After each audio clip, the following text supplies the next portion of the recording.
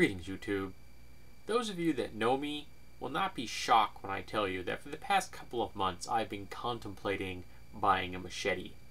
Now, I own a single-handed machete, but it's British World War II era and it's pretty much never going to be used for anything. I own a two-handed machete, which is just a kind of a wall hanger. It sits in my closet. I haven't really decided what I want to do with it, but it was a great price and it was cool. And I had been looking at a Fisker's machete. Yes, the people that make these also make a machete. Reasonably priced, like around $15 in the US, and they are sold at Home Depot.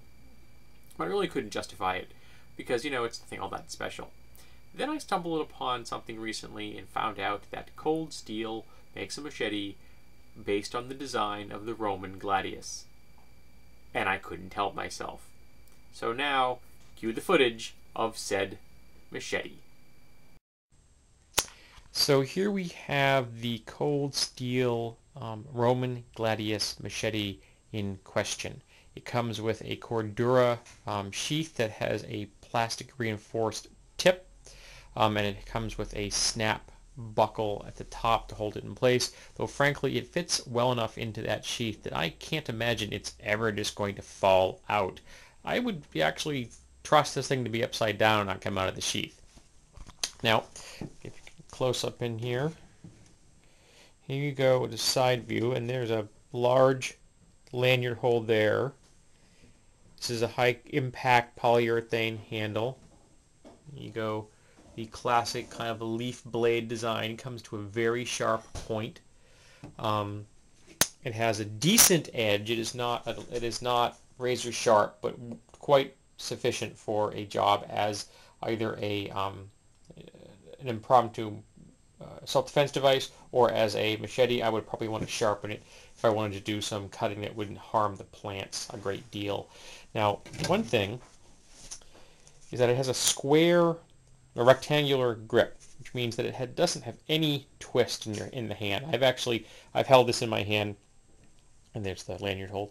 Held this in my hand and given it a distinct twist as hard as I could, and you can't get it to rotate easily in your grip, which is a really nice feature.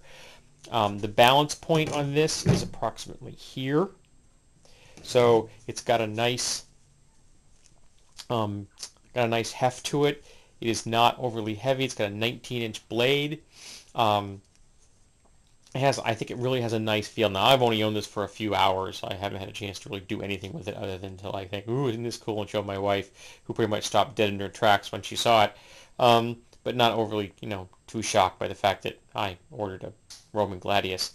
Now, this is reasonably priced. I got it online for $25, and I think it was like $13 in shipping, which is because of its long, awkward shape. It's not all that heavy, but it is an awkward shape. But it's definitely something cool, and this is going to hang up on my wall probably, though at some point, I may want to have a slightly better sheath done up because it's kind of boring. But I think this is not only a useful tool, but it really is evocative of the concept of a using sword that, a Roman legionnaire would pick up and use, and is definitely not like a keeper or a prized piece, but something that would see field use. I think it's very cool, and frankly, I'm very glad that I own a copy.